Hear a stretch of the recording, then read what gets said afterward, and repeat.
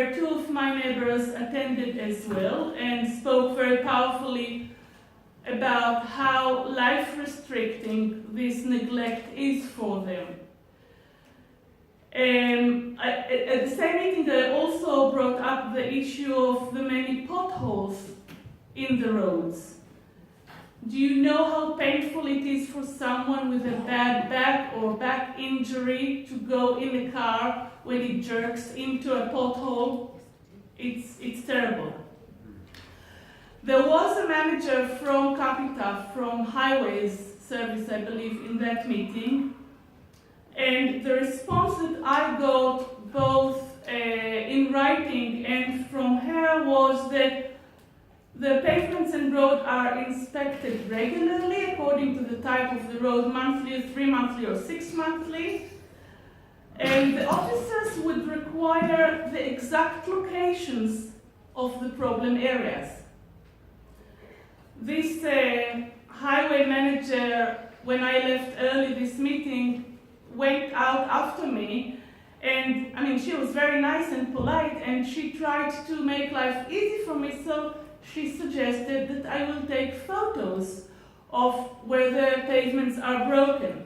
I had to explain to her that I will have to photograph practically every inch of the pavement in the area around my house. And I thought that's why the council are employing people. The other issue, which is the false hazard, are leaves, especially in the autumn. I mean, the cleanliness of the streets generally is a problem, but in the autumn, the fallen leaves, especially when they get wet by the rain, turn so slippery. I myself slipped last year. Luckily, or thankfully, my bones are still strong enough and I only bruised my hands. However, I remember street sweepers in our streets, on Baps Lane and the streets around. I don't remember seeing them in the last, I think, 2 years.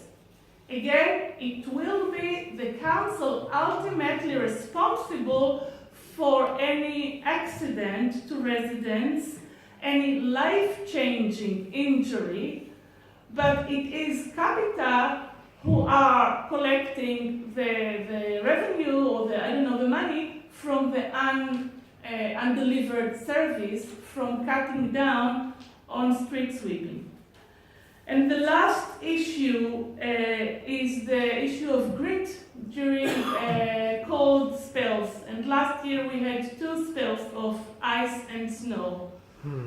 I was puzzled to see that the roads are not gritted, until I heard from a friend that the grit that only the main roads were gritted, and with only half the required amount. So if I remember correctly, only 20 millimeters rather than 40 millimeters, which obviously didn't do the work. Why is that? Because Capita was saving on the material. And of course that when our experienced drivers, the drivers of the grit lorries, knew what's coming and knew they need to remain in the depot throughout the night to wait for the temperatures to drop so they will do another round of grit, they were sent home, because otherwise Capita will have to pay extra hours, right? So they were sent home. Our lorries, if I understand correctly, are now not in the borough but in Harrow. The temperatures dropped. There was ice on the roads, maybe snow started falling. The drivers could not reach the depot and the lorries, and of course the roads remained ungritted. So there's another risk, false or risk hazard, which risks lives and health of residents. And this is down to Capita or to our Tory councillors who decided to give them these contracts. So that's why Capita absolutely needs to go now.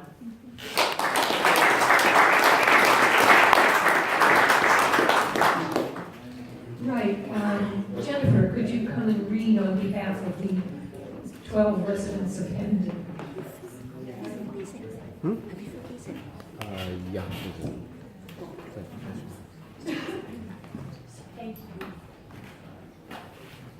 We are totally dissatisfied and frustrated with the planning services. A contract review was held 16 months ago, specifically to review how RE were performing. Some of our cases featured in the feedback, we are sorry to say, that the issues we highlighted at that meeting are still unresolved. So what are RE doing all this time? They have been busy promoting 1, a fee-based fast-track service for planning applications, 2, a planning resilience service for other boroughs, and 3, developing commercial partnerships with other local authorities. We were assured that it is a good thing to concentrate on these 3 things, and RE should be applauded for making Barnet the busiest yet fastest at dealing with planning matters, and for raking in thousands in revenue. But no, the promise is that residents would get a better quality service and faster resolution of planning applications with RE Limited. Not true. We now have a 2-tier system and a substandard service for those who do not use the premium services. It is mostly developers who would pay for the enhanced services. Pre-application advice used to be free, where a planning officer at Barnet House will look over plans and guide you through the policies of the local plan and the NPPF. But not anymore. We have noticed 1, inconsistent standards assessing applications that tend to favour developers and buy-to-let landlords. 2, history of property and applications submitted previously are not stringently assessed and sometimes not even revealed. 3, many stated facts and plans are not scrutinised proficiently. When omissions and mistakes are highlighted by interested parties, they are still overlooked or dismissed. 4, correct and/or sufficient information is not given to the planning committee. Many members have no access to all comments, including those from statutory consultees, and cursorily follow the officer's recommendations. Amendments published late on the day of the committee meeting give an unfair advantage to the applicants, as these late amendments cannot be reasonably considered or rebutted by objectors who are not present. 5, our experience of planning is that approved developments only benefit the owner of the application property, usually a buy-to-let landlord, and not the local community. The developments also do not support the provision of local infrastructure. They are built at a cost to the neighbouring residents' outlook and amenities. 6, planning has overall control to amend applications approved at planning committees. This gives too much leeway to developers to get their plans modified without neighbours being aware of what has been allowed via delegation. The web page is not updated. If RE is planning to be meeting performance indicators, it is because the work is not carried out with due diligence. Planning enforcement is still woefully understaffed, and the only reason enforcement statistics look good on paper is because breaches are routinely considered as minor and not causing enough harm to warrant a successful prosecution. The borough is littered with developments that have breached planning regulations but are regularised by the infamous Retrospective Planning Commission. Number 1, planning conditions to approved applications do not protect residents or the local area if owners do not complete their build or do not fulfil their conditions once development has been built, sold or rented. Parking and bin storage are commonly lacking and affects the public and neighbours the most. 2, statistics for successful enforcement are derived from individual homeowners who have stepped slightly out of line regarding planning breaches, not serial offenders who do the most damage to local communities by breaching more regulations than most. 3, they also come from authorisation of breaches deemed minor to enforcement but were considered by neighbouring residents as significant enough to complain to the council. 4, prosecutions are rare because enforcement steers away from strictly implementing planning conditions set on approval. 5, appeals to planning inspectorate by applicants are not strongly supported by planning, who do not send further robust comments to support councillors' refusal of planning permission. 6, investigations are also closed with no update to the persons who reported them, so no one is aware of the results of the investigation. 7, investigations lapse if the persons who reported them do not chase the cases in the belief that the council has got everything in hand.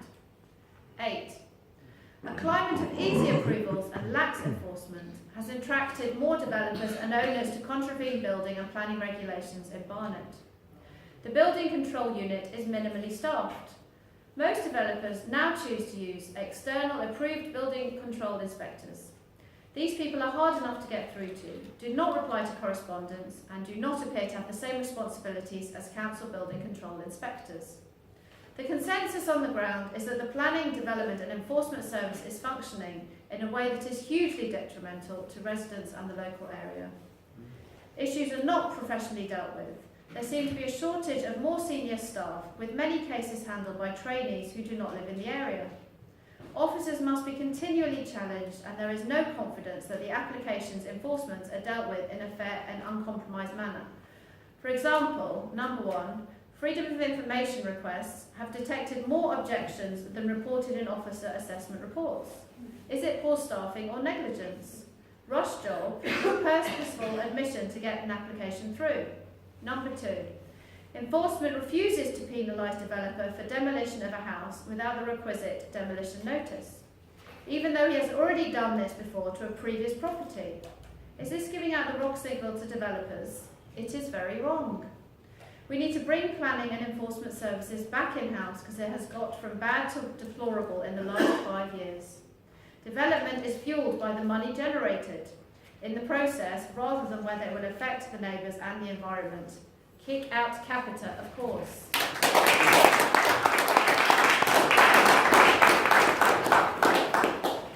Jasmine.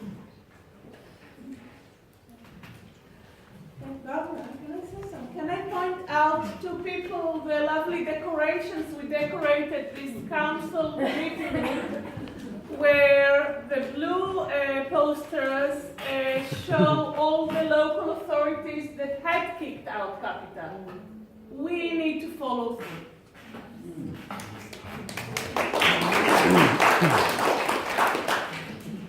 Morning, everyone. Evening. Basically, I've been fighting for residents on West End Estate and have been involved with other estates who also find similar problems. At the very moment, we have 3 residents who have been atrociously abused by Barnet Homes and have forced them to become homeless. We've finally got hold of some solicitors who we couldn't get hold of because housing has become a non-profitable way of earning a living. I will go back, I will try to keep it short as possible. We believe that the original agreement for the regeneration of West Hendon is now sceptical and was actually done by someone who's not qualified in the legal department to actually make the decision to go ahead with the regeneration. We also know that Capita have had conflicts of interest as they are running the regeneration on behalf of Barnet Council. They've also been overseeing the valuations of the properties for the leaseholders on the estate. We do now, and I did get confirmation from Councillor Richard Cornelius earlier this year that although when the 2-bedroom maisonettes was originally valued at £130,000 and then went up in value to £216,000 in the space of 5 months.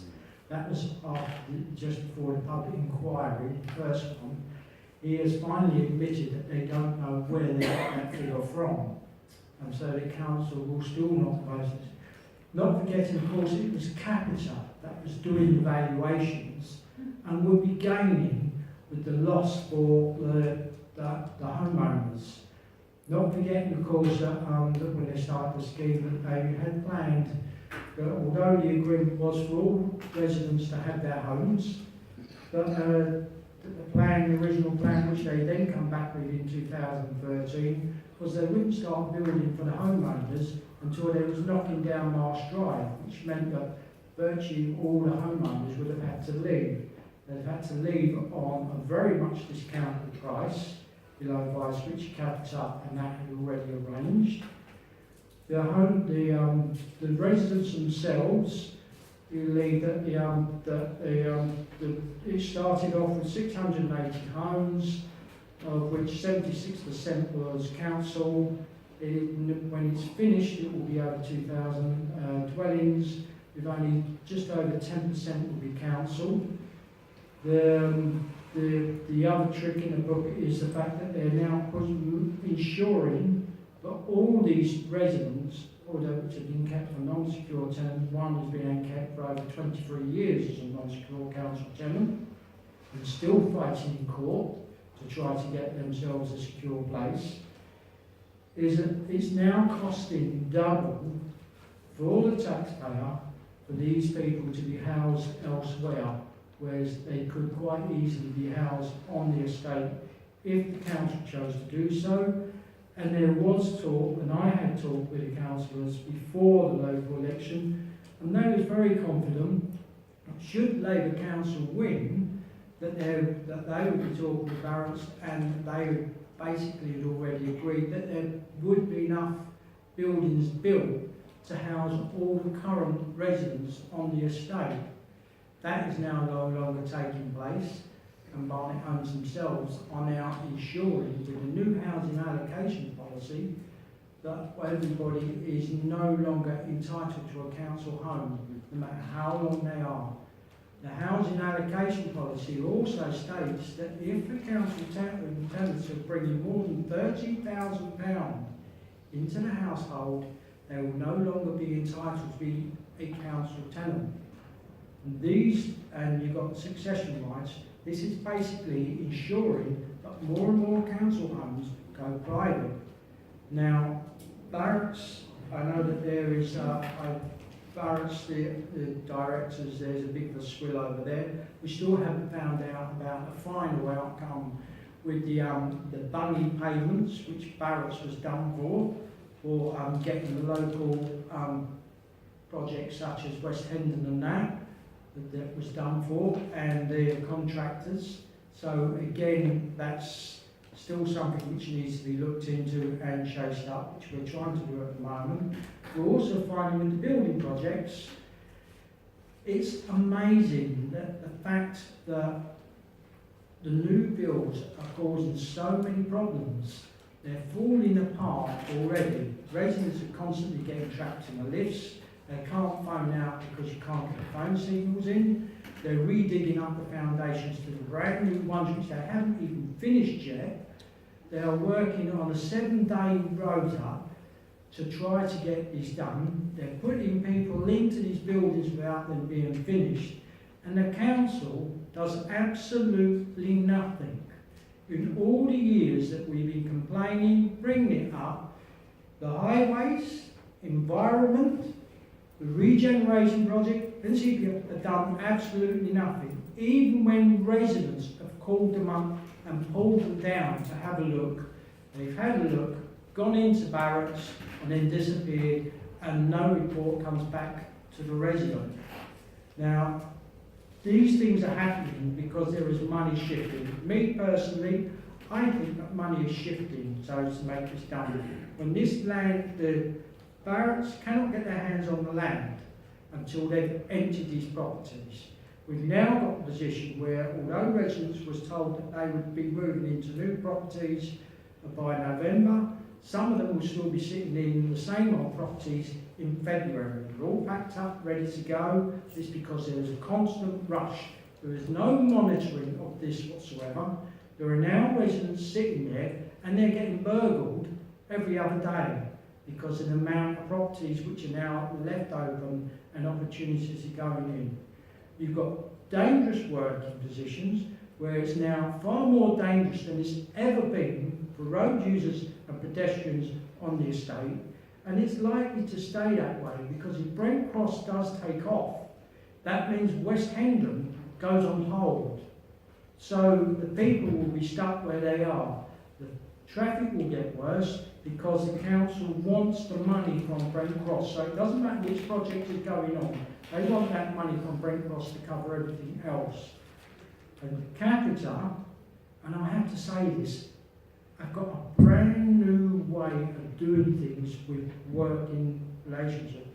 And I'm not surprised that the councillors like the new call centres which are up in Newcastle and whatnot, because they pay less money to those people And those people have got no rights at all. Now you talk about zero contracts. The people on 0-hour contracts have got more rights than a lot of these people who are working for Capita. Because they are on the triangle where they sit, because they're working for Capita, they don't actually work for Capita. Capita doesn't employ them. They are on loan from a different company who has been asked to bring them in by the council or Capita themselves. So it's all round there. So when the problems roll up, they don't know which way to go. And I will leave you with this. Is that I know a resident who's also been chased and harassed by Barnet Council, with bailiffs chasing them up for money that actually that Barnet know about, and will, if they went to court, would scrub it. But the bailiffs who are running this and chasing this up happen to work for Capita. So this is a regular thing. So every service that I run into helping a resident, the backup means is it's Capita, which is either owns it or runs it or has got a share in it, and all they're digging is out more money, whichever way they can. So I will end it on there because I did say I would. So. All right, but please give a thought for the residents who are now, we've got over 200 residents on the estate who are now facing being made homeless because of the new policy, because that means that money will now go out, will be shared because of the new private thing. And I will end on this last note, that the objection letter for CPO 3 is now ready for people to sign.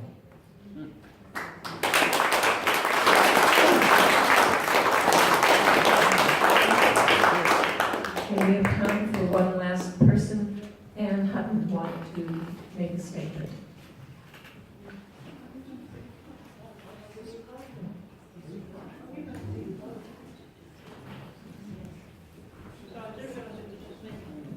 I thought the other councillors wanted to say something.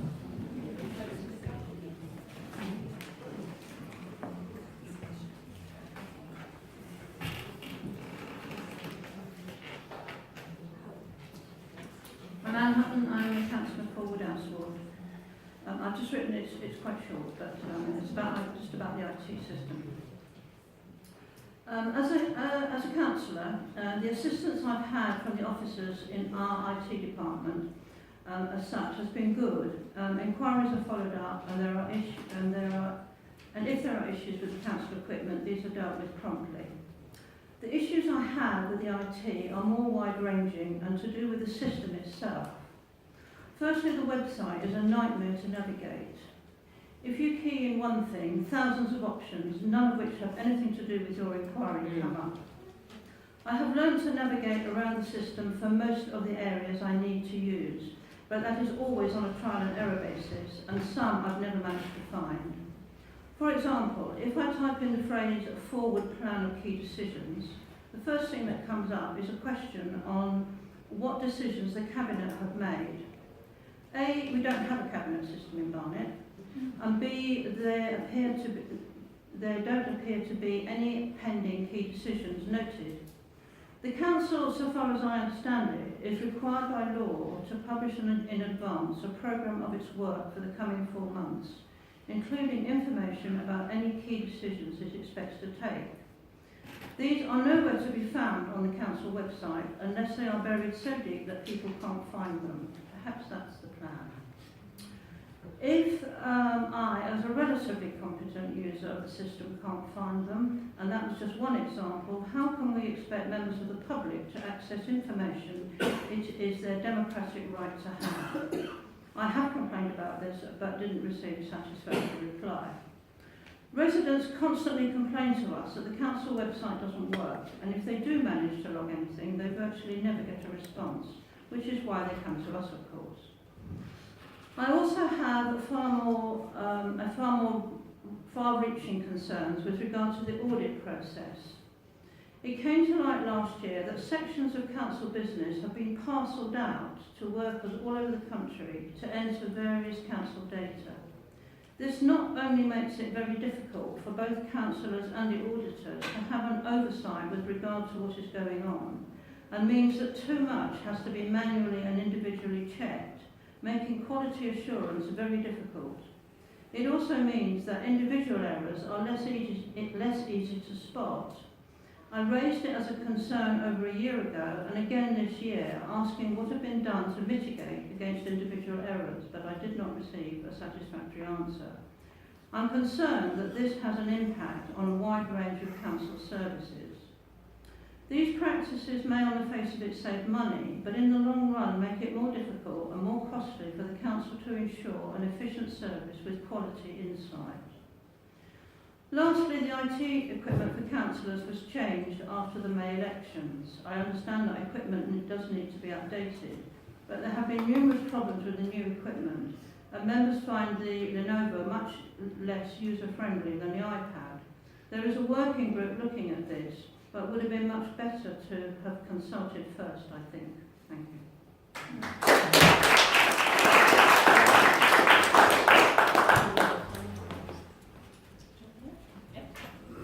Okay, I'm told we do have more time. So is Councillor Zuberi here?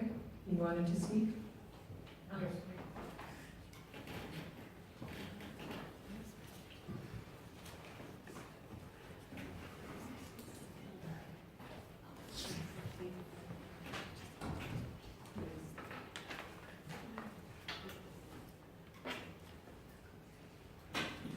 There was a short speak.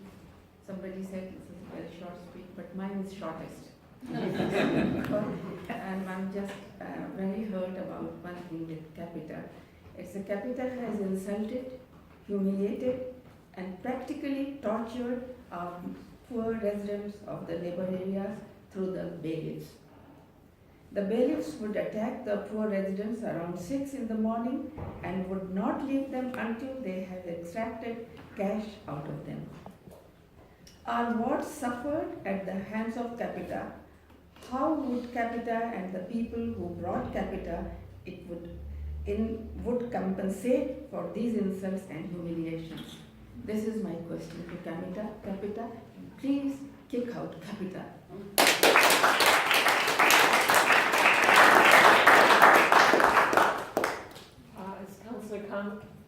Councillor Sarah Conway? Okay, I didn't see.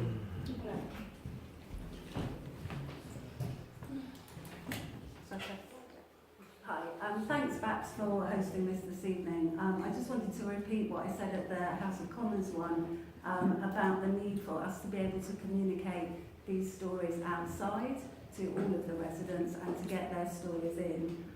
Visually, I think with photos, with videos and with telling the stories. They're very, very powerful, and it's how do we message that. And also I think to do it thematically so that we can share each other's stories and we can use those as counsellors as well. A lot of tonight sounds like our inboxes and the people we see in our surgeries. And I'm also very, very aware of the fact that if English isn't your first language, that is even harder. We sometimes have interpreters with us, etc. So I think visually really matters. It's great that we're doing this. I was going to suggest as a way possibly of keeping the pressure on, is that every 6 months or maybe once a year, we kind of do a State of Capital report, where there's some way, maybe around... I hope they will not stay that long. Once a month. She meant 6 weeks. Yeah. Every hour. Yeah. That really, that there needs to be a way, I think, again, of communicating it with people outside and getting their input too, and that maybe it's when the share price comes, maybe when there's a share price warning, maybe when there's a story, and that with that we also group the other stories that we're all reading, sort of about the cancer tests failing and that sort of thing, to give that wider sense of failure.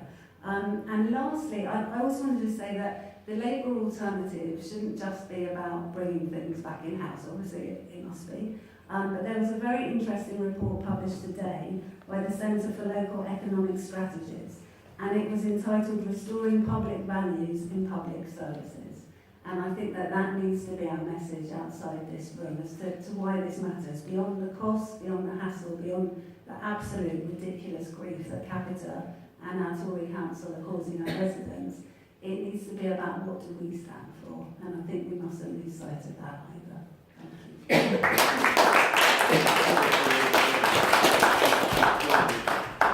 you. Is Councillor Rawlings here? I can't see him in the back. He's in the meeting next door, I think. Well, then we shall have to forego his talk. All right, that is the evidence. There are a couple of points. You'll see around the room the 3 for option 3, which is to be debated supposedly on the 11th of December at the Policy and Resources Committee. If you can come to that committee meeting just to put pressure on the councillors to show how you feel about it, if you have time to read the report that has been published on the website now, although as Anne points out, sometimes difficult to find, and certainly difficult to read because it's written the way it's written. But what you will see is that there is a plan there that is not the plan we thought we were getting. There is a plan there for the officers to push through what they want without actually listening to what people had to say at the last Policy and Resources meeting. We have a right to speak at that meeting if we ask for it. We have a right certainly to put questions to them. And I would really implore people to come to that meeting to see what goes on, to see how councillors react, how the Tory administration just lies down, rolls over, and waits for its tummy to be rubbed by the dog handlers there. Okay? I mean, that's what it is. This is the big tail wagging the dog. And they just treat the whole committee that way. So please, if you can come on the 11th, do so. It starts at 7 o'clock. You're waving your hand at me. If we want to get questions, by what date are the questions? The questions have to be in by this Thursday morning. So they don't give you much time to read the reports and ask the questions. But even if you only ask 1 or 2 questions, that's fine. Gives you a little longer if you want to speak, because then you have the whole weekend to work yourself up to the 11th of December. Do the questions have to, do we have to read the report? Yes, by 9 to 19. Yeah, how Yes. But you don't have to read the whole report. You just have to find one bit in the report about which you feel you can raise a question. If you read the beginning, which is in effect a summary of what's going to go on, then you might find it easy either to go to a specific point in the report or just ask a question about the recommendations. I suggest, first of all, I think that apart from thanking to everyone who sent and gave evidence, we do have a bit more time. So I would like to hear John from Unison perhaps summing up, and also those of you, not me, who read the report, can you give us the gist of it? Can you talk us through, if there is well, I understand there is a bottom line which is not encouraging for us. Can we use the time to have a discussion now towards the 11th of December in which we absolutely will be here and will make our voice heard? I'd like to point out that parts of the report are redacted. I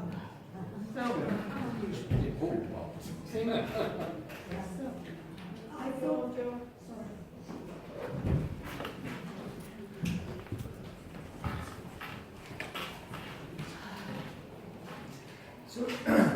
Solidarity, everybody. I'm not just a photographer, I'm also a long time Unison rep, 23 years.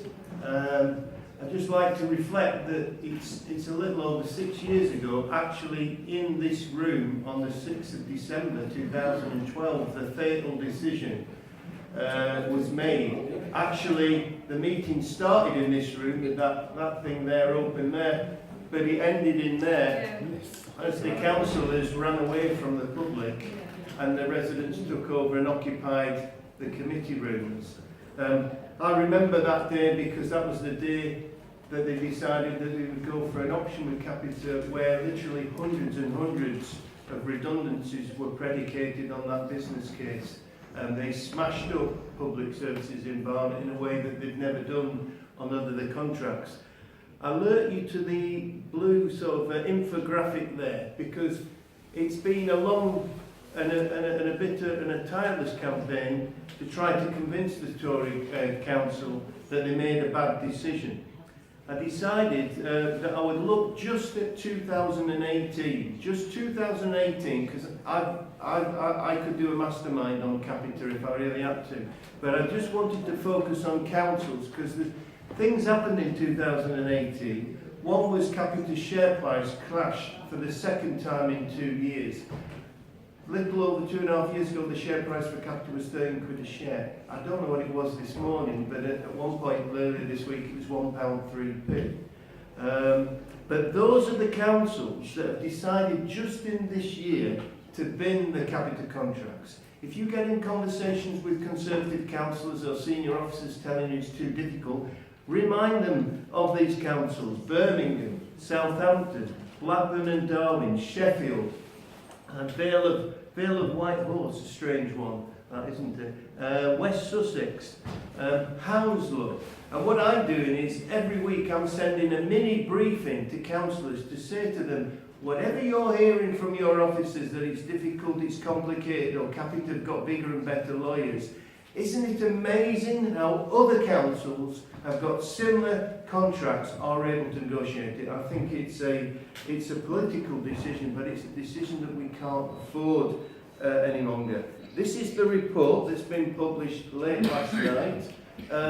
There is some chunks that are redacted, so only the councillors on the committee are going to be able to see that report. It is disappointing, and I would call that fake news, because of what it says in here. There'll be other people, John Dix, who will probably go into some detail about it. But 2008 was also pivotal because of what?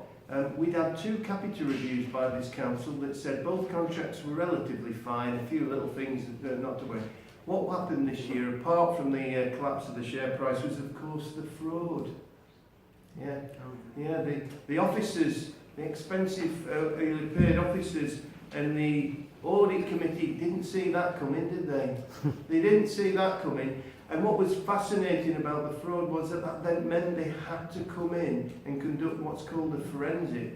You know, they had to get Colombo here to have a look and understand what went wrong on both contracts. And that little shiny torch has revealed 21 breaches of both contracts, and they're scared to pull it open and do a proper forensic on both, because they know what they would find. They would find that you, the residents, are being shortchanged. As I come to the end, so what does it matter? Even the services that Capita don't provide, it does have an impact. Yeah, the children's centres, we're getting low paid but skilled caring children's centre workers being told just before Christmas that they're going to go for small amounts of money. Adult social care, people who've got relatives, friends, or use that service are going to get, the screw's going to be turned on the money that's available. It's going to be harder for you. In terms of street scene, I've heard somebody give evidence and say about the leaves. Have people noticed the leaves on the road isn't being swept away because there's no money? I was in this room with the General Functions Committee arguing not to make the 17% cut of the street scene, the street cleansing workers, was reduced by 17%. I did say to Richard Cornelius and Dan Thomas, don't do it, but they did it. Inevitable. You can't cut frontline services whilst at the same time you can't grant planning permission to build hundreds and hundreds and hundreds of flats.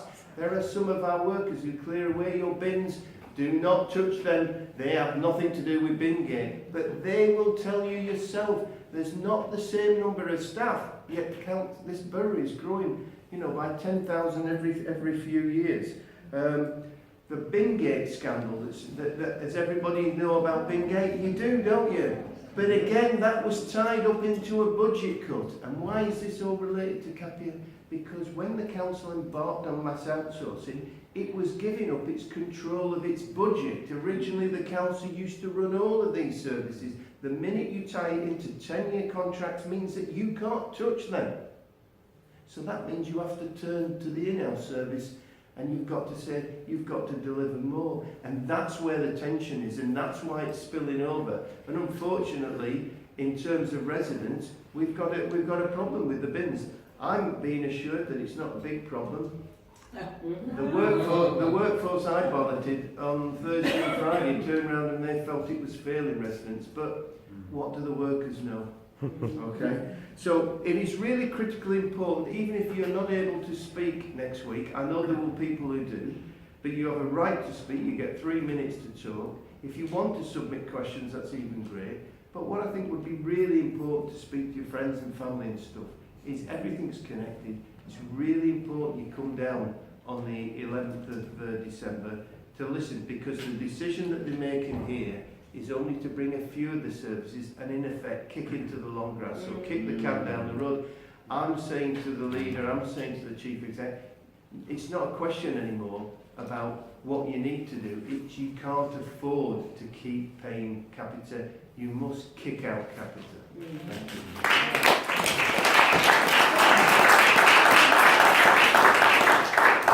Are all the councils on these lists Tory councils, as a matter of interest? Sheffield isn't. No.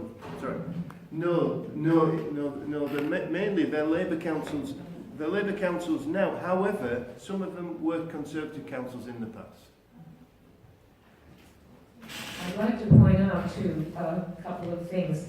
One, when we talk about the Barnett fraud, everybody's talking about the £2 million fraud. But if you looked at the report of the audit committee, there were other small frauds. Capita staff who had stolen stuff, some Capita staff who had passed himself off as something he wasn't. And that was just this quarter. So I don't know if I've been following this wonderful audit committee before, if I would have seen other fraud reports where there is 3 things that close in time. I'm sure that if we looked, if we dug, we would find other similar things. It isn't the size of the fraud that matters. It's the fact of it. And what we're talking about, kicking things into the long grass, that's what this report says. We will deal with the other services bit by bit, but there are only 5 years to go, folks. So if you don't make the decision now, basically what you're saying is, we're going to keep these services for 5 years. Somewhere in that report, which I began reading this afternoon, it says something about, well, we're not sure that we as a council know how to manage services. Well, gosh, get out of there then, and let people who know how to do it come in and take over. But we need everybody to understand, and indeed, to disseminate the information. There is a huge ignorance in our borough. Lots of people don't know what is going on. They know when their bins aren't collected, but they don't know why. We know why, and we can tell them. I see a hand at the back. Yes. Mr. Shepherd. Mr. Shepherd.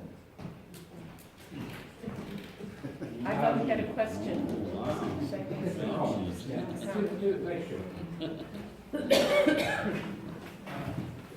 Thank you. James Shepherd. I was born. Mike. Sorry. Thank you. I'm not used to the technique. Was born in Hendon, lived here all my life. Just 2 points. John Hooton was appointed to replace the person who allowed the cuts to prevent an up-to-date voting roll to be sent out in the local elections 2016, and he admitted officially that up to 300 council people in Barnet lost their right to vote because there was no up-to-date voting roll with the election officers, returning officers. The Ham and High last week or this week has an article on the compensation that has gone from Capita to Barnet Council. And the last point, I hope you might find it helpful. I don't know whether Unison has considered it, but there's an organisation called the Labour Research Department, which is nothing to do with the Labour Party, which is very sympathetic to making researches into councils and companies, and perhaps we might discover, it's based in Blackfriars Road, South East 1, we might discover something more about where the money has gone that Capita has received. I don't know. But I don't know whether anyone has considered commissioning perhaps Unison. I'm not a member of Unison, so I'm hesitant about telling another union. I'm a life member of PCS, and an ex-member of Unite. But maybe if you commission some kind of report, you'll be armed with facts that otherwise the Tory councillors will try and talk round, circumvent. But that's all I have to say.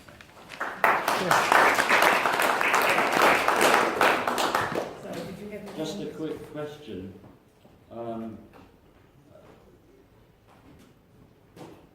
I traditionally I've preferred. I felt more comfortable when there was a Tory council in Barnet. But I'm talking about 15, 20 years ago when things were quite normal and well balanced. But my fear now is that even if Capita are thrown out under the carpet, the council might bring in somebody just as bad or worse, some other company, without us even knowing. All of a sudden you wake up one morning and bang, there it is. I think we need to be very careful with that.